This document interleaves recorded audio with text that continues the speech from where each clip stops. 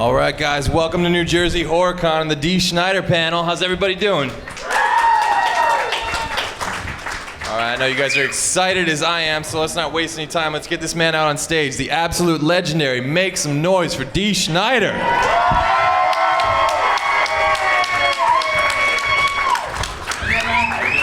understand you're not going to be using that for much. Yeah. Sitting's for, I don't know, suckers. I like standing, but I'll start sitting just to be social. Awesome. So I'm going to kick it off, get a couple questions going. I know the crowd's dying to dive in, so as soon as I see hands go up out there, I'll start calling them out. Thank you so much for being here. So one thing that's always fascinated me about your career is the fact that you were in Twisted for about 9 years before you guys really broke out with Stay Hungry. Yeah. What do you remember about the early years, and no pun intended, but how did you stay hungry through that? What do I remember about the early years? The smell of nightclubs. Stale beer, cigarettes, smoke, and urine. It's fantastic. People always say to me, hey, when are you going to go back to the bars? Fucking never. My hair still smells like a bar. So that's what I remember best. Very cool. Also wanted to ask about the new record. How did For the Love of Metal come about? So I got a new album called For the Love of Metal, which has been making some noise. Been #1 on the U.S. metal charts for the past couple months. Ow! It's one of the biggest metal records in the world right now, and it peaked at #20 on the Billboard charts. And I haven't been on the Billboard charts in over 30 years, and I'm sure Kanye and Drake were looking around going, what the fuck is that guy doing here? How'd he get in? Fucking... that old fucker. Anyway, I really mentally thought I was like done, and I'm a sucker for a challenge. And Jamie Josta, I gotta stand this stupid chair.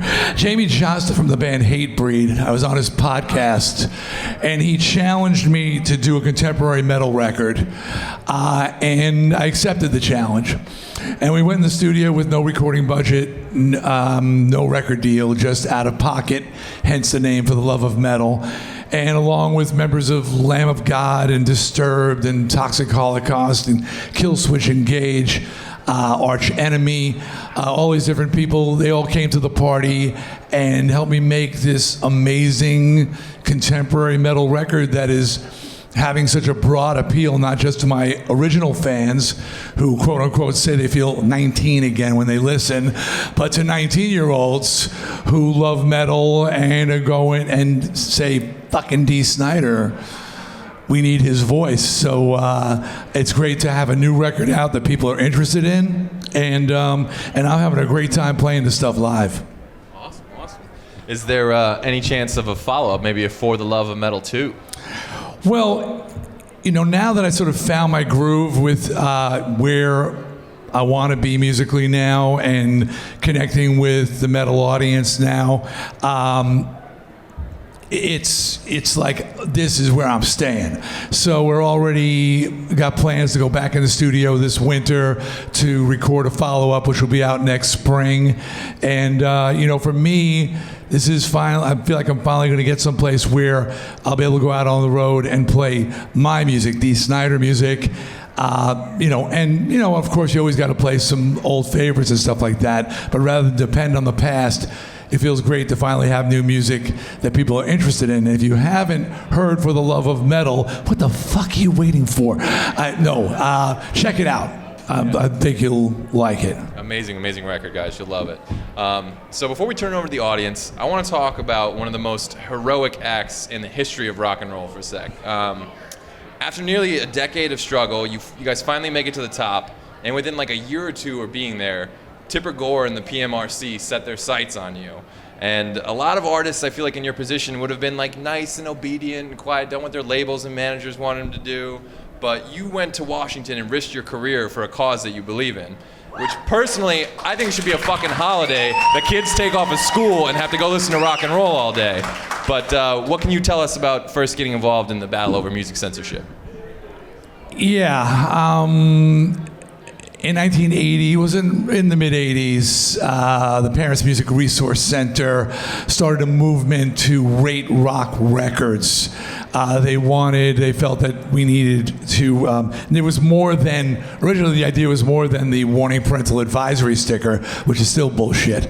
But it was even more. They wanted O for occult, S for sex, B for bestiality, V for violence.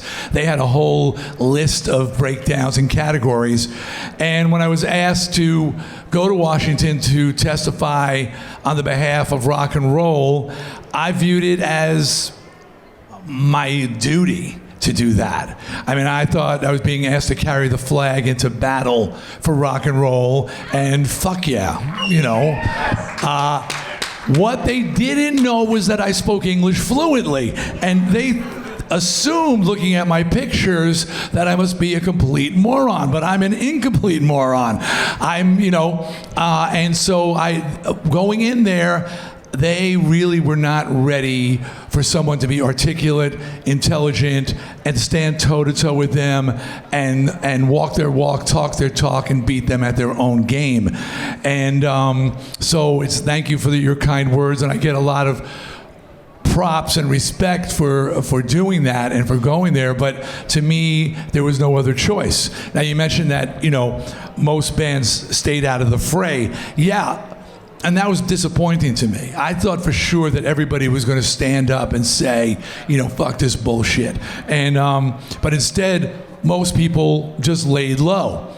And I went in and defended myself and argued my point. Alice Cooper famously, not famously, but he said to me afterwards, he said, dude, if that was me, I would just have said, yeah, everything's true, and just thrown myself at the mercy of the court. And I said, well, maybe I should have done that in retrospect, because at the time, and this is true, I mean, a lot of fans were kind of thrown by my words saying, I don't drink, and I don't do drugs, and I'm married, and I got a kid, and I was born and raised a Christian, and I still adhere to those beliefs. And people, they were like, what? That's not rock and roll. And I was mortified at people turning to me and saying, you're not rock and roll. I'm going, I thought rock and roll was about being who you wanted to be, living the way you wanted to live, and now you're telling me, here are the rules for rock and roll? So I went through a period of disappointment with the audience, because a lot of them turned on me for not being this lifestyler who was out there just a complete fuck up and a mess. Now, as the years have gone by, it's paid off for me in a big way, because brain cells intact. I've been able to go on and do radio and TV and movies and Broadway and write books and things like that. And over the years, people have gotten used to, well, that's just fucking Dee. He's just, Dee just does what Dee does. He's not like the other ones. He's not like the other boys. He's not like the other ones, but you guys have been accepting and cool. And over the years, my efforts have been recognized for being, your word, heroic, not mine. But at the same time, I was just doing what I thought needed to be done. I don't think heroic even covers it. And to anybody that thinks they can tell Dee Snider about rock and roll, fuck those people. Thank you. That's what I said.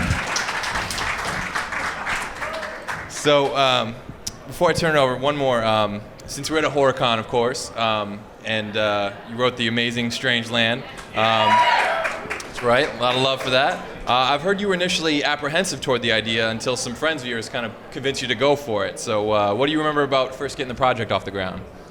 Apprehensive about Strangeland? No, that's wrong. No, I was inspired with Strangeland. I remember it was the very early 90s, like 1990, whatever, and I was sitting watching, I think it was Leprechaun. And it was either Leprechaun or Chucky. It was one of them, and I was just going, and I was screaming at the TV like a lunatic going, it's a fucking doll! Kick it! Next. I mean, I know they're running, it's a doll's after me! He's got a knife, come here a second. Would have been a short movie, of course, if I was in it, but and I just was so angry that horror had de-evolved into I'm the Leprechaun and Chucky and such, and I said, where was the fucking scary movies, And I came up with an idea. Strangeland, what became Strangeland, and it took almost from that point, 1990 to 1997, to get it made. So it was a long fight, you know. But it was a very different movie at the time. It was the first movie rated R for scenes of torture. You're welcome. And considered to be the first of the torture films. And you know, and it was, you know, people say, wow, it was ahead of its time. You watch it now, it seems very dated. But I remember getting the idea for, this is fucked up. This is why my wife was screaming at me when she read the script.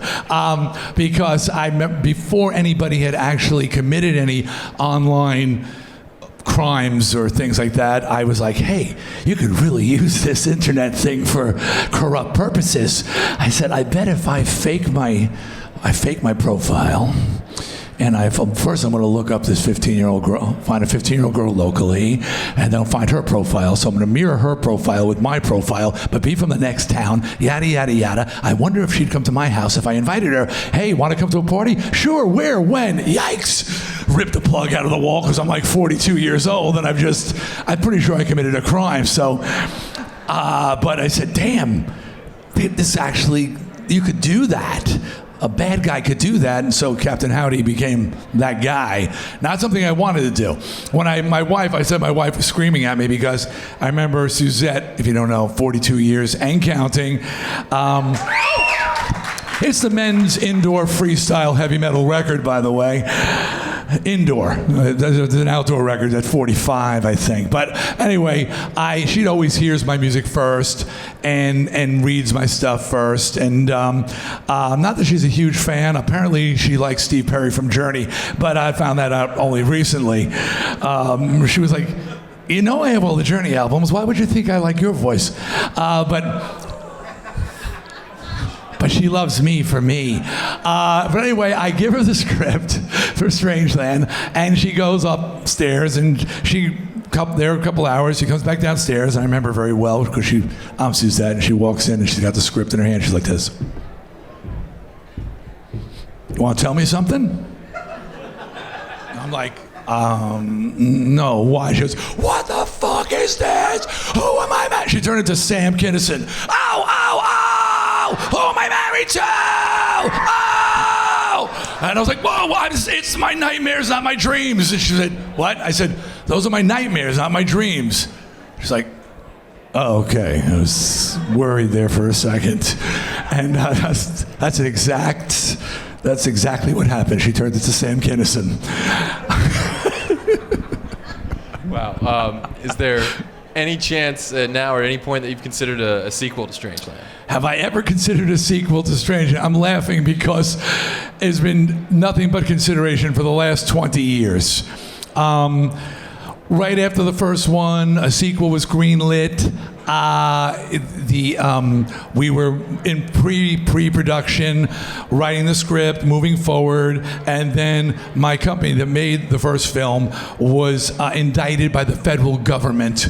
I hang out with the nicest people. And CFO was taken away in chains, all the property was seized, and for the next 7 years, I fought in the courts to get the creative rights back to my property because the court system, they don't care about creativity, they just want to just tie up all the loose ends and get rid of everything. So at a great expense, I fought to get the project back, and once I did, while it was tied up, I had many people say, dude, if you ever get that Strangeland project back, I'd love to make the movie. I'm like, awesome, I'll call you. And of course, you know, it's kind of like, you know, when you're with somebody, there seems to be all these people who are interested in you, and the minute you've broken up with that person, nobody can be found, right? So all the people that were interested, oh, well, money's tight right now, or, you know, things have changed, or the scene's changed, blah, blah, blah. So over the next years, I've had so many false starts with Strangeland, and some of you have heard them announced and then shut down. So it's been a real frustration. And recently, I got a serious inquiry to make the movie. So I dusted off the script, and It's 20 years old. It's now a fucking period piece. I'm reading it.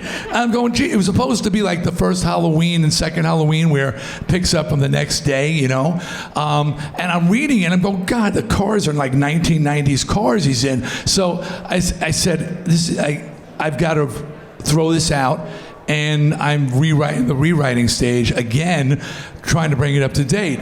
So, because where the old script was supposed to be literally the next day, picking up where we left off, now it's 20 years later, and it's going to be kind of a John Hinckley or that woman who was just released, who with Amy Smart, not Amy Smart, with the girl, that situation where after 20 years they decide to let this guy out of the hospital, Carlton Hendricks, and then it's like, well, what would happen then? And that's where the story goes. So it doesn't go well. I'll just say it was a mistake to let him out. That's all I can tell you. Never let a fucking lunatic out of the insane asylum. Okay. I know we all wait on bated breath for that. Yeah, well, don't hold your breath too long. It'll take me a while to get this together. So anyone from the audience, guys, want to dive in with some questions? We got one over there. We got a diver over there. Which one? I don't know if you remember me. We did that interview on Armed Forces Radio. Tremendous interview. Thank you. I do remember you. Yes. I just wanted to say that I think everybody here, for what you did in front of the Senate about the album, it's a tremendous thing. And you stood up for what you believed in, and they thought they were just walking in some burned out back. They didn't realize that you were sharper than they were. Second thing, when you get a chance, I'd love for you to tell the story about how you named the band Twisted Sister, because it's one of the funniest stories I've ever heard. Well, you set it up. It's the bar's been set too high. It's not one of the funniest stories, the Twisted Sister name, because I wasn't even involved in the Twisted Sister naming. I wasn't even in the band. The band pre-existed me by a few years, and they were a glitter rock band, sort of modeled after the New York Dolls and David Bowie and those early 70s bands, and they were called Star. And it was kind of a lame name, and it was a lame name, and they were looking for a new name. And JJ says he had woken up at like 4 a.m. by the former lead singer, the guy before me, who was just plowed, and he was like, "I've got the perfect name for the band. It's Twisted Sister." And he's like, "What the fuck? What? Twisted Sister." It's really a drunk name, if you think about it. Twisted Sister. Twisted Sister. The JJ like, fuck, Twisted Sister. Write that down. Next day, Michael Valentine, that's what they call him. He doesn't even remember making the phone call, but fortunately, JJ never forgot the name. And when I joined the band, they were talking about changing the name. I said, "You're fucking crazy. That's money, man. Keep that name, Twisted Sister," so that stays. But I just want to say, as far as me being smart, the fact of the matter is the heavy metal community was being misjudged. There's a lot of smart people who love heavy metal music, okay? You don't have to be stupid to like the music that we like. And recently there was a study, some of you may have seen it, that metal fans grow up to be better adjusted adults than non-metal fans. This is true. And Psychology Today reached out to me. They wanted to talk to me for a couple of reasons. A, they thought that moment in Washington when I spoke was a turning point for people's perceptions of heavy metal fans. Seeing me talk, seeing this guy making sense and going, wait a second, maybe we misjudged these people. But they wanted to know why I thought metal fans were better adjusted adults. And I said, I know exactly why. I said, because heavy metal releases dark emotions. It talks about hate, it talks about frustration, depression, anxiety, suicide. It talks about pain and suffering. We sing about heartbreak. We sing about the dark, ugly emotions that need to be released. And after we release them, we feel better for it. We are better for it. There's a song on my new album called Roll Over You. And at the end of the song, there's F-bombs all over the place. It's one of those, we fucking despise you songs, And at last words of the song, I just go, fuck you. And I just started laughing in the studio because I felt better for saying it, you know. But that's the magic of metal, you know, right? That anger is going to be released somehow, and we get to release it with throwing the horns or head banging or just thrashing or in the pit, however. But we're better for it afterwards. And I feel sorry for fans of music that don't have a place to let those dark emotions go, because they just sit inside and they will eat you a fucking live. And so metal fucking rules. Back there. Favorite track off the new album? Favorite track of the new album? Really tough to say, because I'm one of those people that won't put a track on a record that I don't love. But I've been really, okay. This was the one I'll tell you, this one I didn't want on the record, and it's turning out to be one of the biggest ones. And not that I didn't want it, when Jamie Jasta, we were in the studio and he said, hey, let's write a song called For the Love of Metal, and let's put as many metal song titles in as we can think of. So we just started firing off song titles. Everybody's shouting them out. Can't Stop Rock and Roll, South of Heaven, Born to Race. We're just firing. And then we started putting them together, and then Jasta starts playing with it. And I said, dude, I don't know, this idea seems kind of lame. And instead, now a lot of people would just say, Dee Snider says it's lame. They go, okay, Dee, we don't have to do that. But Jasta's like, no, trust me, man, trust me. This is going to be great. And thank God I trusted him, because it is one of the biggest tracks on the record. People love the song, and I love the song, and I especially love finishing every show with the song. So that was a sleeper. Anybody else over there? Guy. Yeah. Back when you had the battle going on with Paul's family over Ace really not being a Kiss, I want to thank you for that.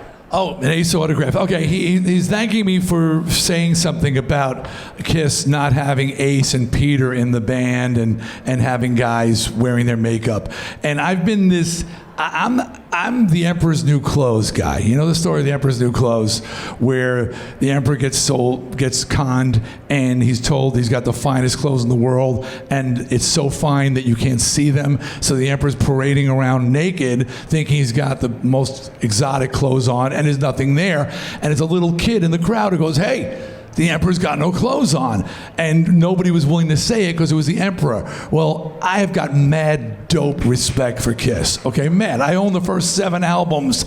Love the band, love the music, love what they do.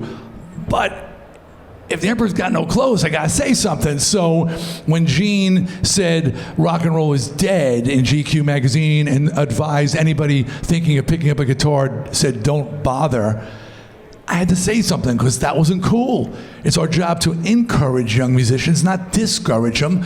And just because people aren't buying your new records doesn't mean there isn't great music being made out there. And I know there's tons of great new bands.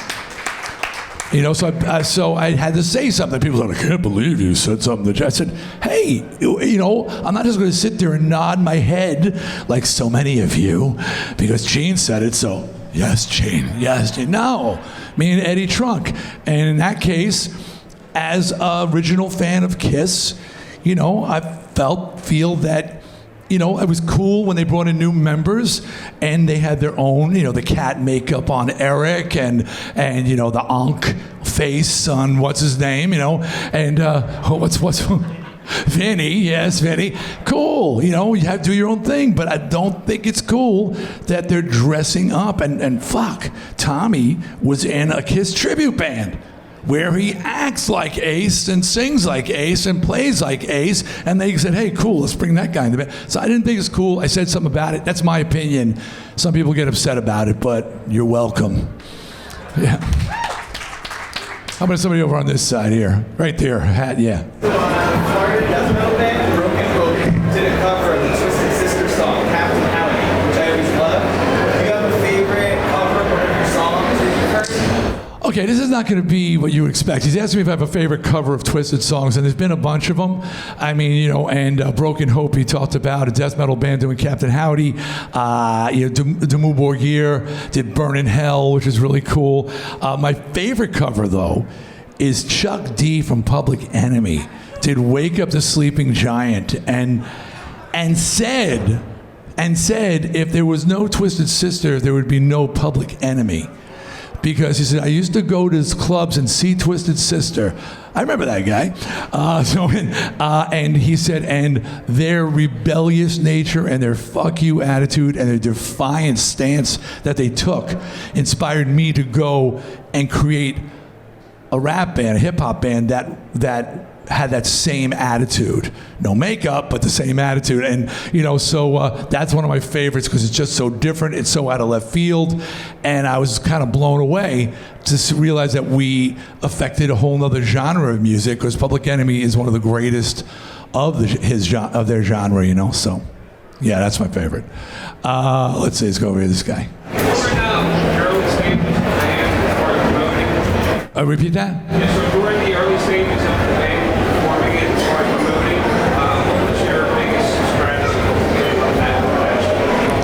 I still can't hear it. What was the biggest strategy in the beginning days to get the band on the map and out there? Oh, Twisted? The biggest strategy, okay, there was two. Okay, one, see, we started up in the disco 70s. And people wanted bands to either play disco or to be heard and not seen. And we decided by looking as insane as we could, there was no way we'd let anybody ignore us. That was strategy one. Strategy two was to pretend we were a whole lot bigger than we were. And I remember from day one, we stole some police barricades and we repainted them. We covered up the police part. And we put them in front of the stage and they said, keep back. And human nature, when it sees something that says keep back, they immediately come to the front. So the 7 people that came to see Twisted Sister, these freaky guys wearing stockings and lingerie and high heels and stuff, because we were wearing women's clothing, literally. They said, oh, keep back. I've got to get up there and see what's going on. So all 7 people were standing at the barricade. And of course, I'm on stage doing this. And people say, what are you doing? I said, I'm pointing to the upper level of the arena. In my head, I was already there. I was not in a bar. I was in an arena someplace, and I'm still pointing like that. Up there, up there, up there. So, so it was sort of, just demand their attention and make people think you were bigger than you were. So to that end, I would never, ever, ever hang out in the bar. I would hang out in the dressing room in between sets. I'd get there early. You never saw Dee Snider walking around in the club because rock stars don't walk around. I said dressing room, I meant bathroom. So I would sit in the bathroom and just stay in there the whole time in between sets because rock stars, you don't see them walking around. And one day I'm going to be a fucking rock star. So it was sort of a self-fulfilling prophecy. I'm over here. Is there anyone in the recording industry that you are a fan of that you would love to record with? Anybody in the recording industry I'm a fan of that I would love to record with. No, of course, I admire a great many people, and it would just be an honor to play with the guys in Black Sabbath or AC/DC or any of these amazing bands. So I can't really say it's just I'm honored to have had people like that want to associate with me, and even people like on Broadway and things like that, which I never expected. People like Patti LuPone, to duet with me on a song. So I've been blessed to be able to know these people and sing with these people. And I guess, number one with a bullet, as I'm sort of thinking here, is Alice. And I got to sing with Alice on Be Cruel to Your School. And then Alice and I duetted on something that was never released. On Tito's Broadway, we duetted on Luck Be a Lady Tonight, which was pretty fucking cool. So I'll tell you Alice's story. So we're touring with Alice, and Alice says, hey, Dee, you want to sing Under My Wheels tonight? I'm like, was that a rhetorical question? I mean, you already know the answer. Of course I want to sing fucking Under My Wheels with Alice Cooper. So I said, okay. She said, so I'm going to sing the first verse, and you stand back right behind the curtain, and then when the second verse comes, you come out and fucking just, telephone is, get out there and do it. So I'm back there waiting, and Alice is doing it, and I'm just sitting there grooving. I'm going, God, this guy's killing it. This guy's killing it. And then all of a sudden, Calico comes running back. She goes, dude, you're on. And I missed my cue because I was just so into hearing Alice Cooper singing, I blew my chance. But I got out for the second half of the second verse, so it still counts. Still counts. Oh, little guy back there, yeah. What is my favorite song? Okay, people always expect me to say, we're not going to take it, I want to rock. Economically, absolutely. And I love those songs. Thank you, God. But they're the greatest thing to play because you get to see smiles at the speed of sound. Okay, it's. I wish you could experience it, to play for like 90,000 people, and then when you go and go, and you just, as the sound is hitting the audience, it's like a wave, and I can see it's just like people like lighting up, and then the hands, it's like a massive wave of hands going up in the air. So that's awesome. But You Can't Stop Rock and Roll, to me, is one of the most definitive Twisted Sister songs because it was metal and it was anthemic, and that's always been, you may not know it, but I promise you your parents will play it for you later. So that is my personal favorite, and I still play that one every night. Time for one more, guys. One more. Who should it be? Who should it be? Well, these guys, three more. We're three more. We're going 1, 2, 3. 1. I teach history for a living. Okay. And I want to thank you because of all the great stuff you've done with Strangeland and Twisted Sister. You're part of my U.S. government curriculum. And next week, I'm going to be showing my students you from Congress. And I'm going to be showing them the music video to Twisted Sister and asking them, why the hell was this such a problem?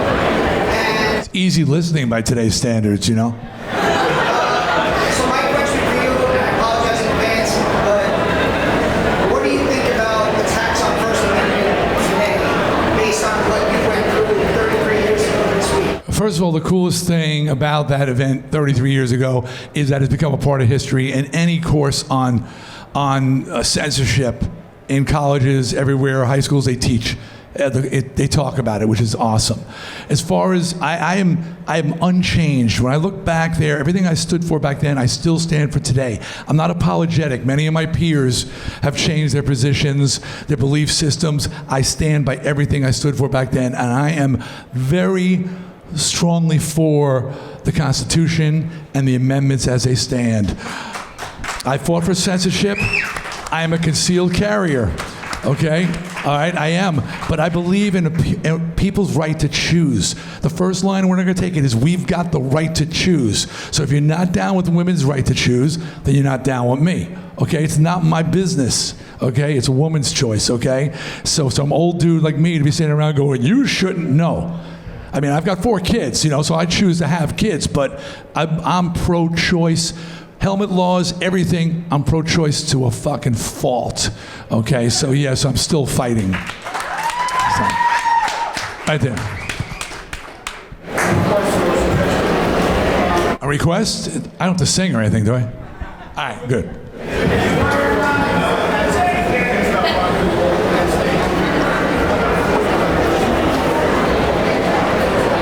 Oh, there will be no, I've been very outspoken about reunions. Reunions are cool, but when you retire, I am so angered by all the bands that announce the retirement, sell the t-shirt, no more tours. I have one. I bought it. I paid for that. It was 2004, Ozzy. Okay. 2004, no more tours. There's no sequel to that, and Kiss and Scorpions, 3-year farewell tour. We changed our minds. That's bullshit, okay? You don't gotta leave. You never have to leave. Stay forever. Stay forever. But don't sell us a bill of fucking goods and make us pay a premium for the ticket and make us pay for a premium for the t-shirt and everything. And then a few years later going, I'm back. No. So I've been outspoken. Twisted retired. I told people we weren't kidding. So I'm not kidding. So sorry, but I'm an asshole, but I'm not a hypocrite. So I'm very consistent about being an asshole. Last question right there. I think it's great right here. So I thought, thank you for everything giving us. Thanks. We're my favorite song. I love the new album also. Thank you. My question is, how did We're Not Gonna Take It come about? That's all. Okay, We're Not Gonna Take It. How do We're Not Gonna Take It come about? First of all, We're Not Gonna Take It was an interesting song because we did once. That was a song that made Twisted Sister a household name, 5 times platinum, all kinds of stuff like that. So there was a lot of people who viewed that song as, oh, that's when Twisted sold out. That's the words that I've heard those words used. I wrote the hook for that song, the chorus, in 1980. Okay, we weren't even signed to a record deal, and we couldn't have been hungrier and more desperate when I wrote the chorus of that song. So it came from the most genuine place. I didn't finish the song until 1983. I couldn't figure out how the verse and the chorus should go. So I finally finished the song in 83, and again, Twisted Sister, at that point, we had lost our independent record deal. We were broke. So that song came from the heart and desperation, and I think it's because it's so true and honest and angry, people connected with the song. Yeah, it's catchy and all that. As far as catchy goes, about 15 years later, I'm riding in a car with Al Petrilli, going to a Widowmaker gig, and we're talking about songs that borrowed melodies from other songs. And we're going through the list, My Sweet Lord, Is She So Fine, George Harrison and the Chiffons, yada, yada, yada. And Al goes, and of course, We're Not Gonna Take It is O Come All Ye Faithful. And I said, what? He said, We're Not Gonna Take It is borrows from O Come All Ye Faithful. He goes, you didn't know that? We're not gonna take it, oh come all ye faithful. I said, I sang in the church choir for 19 years. Thank you, God! And I couldn't be sued for plagiarism, so double thank you. All right, thanks everybody. This is John Glover, and you are watching Fandom Spotlight. Be sure to like, share, and subscribe. Lionel Luther recommends it. Have some fun. Follow your fandom.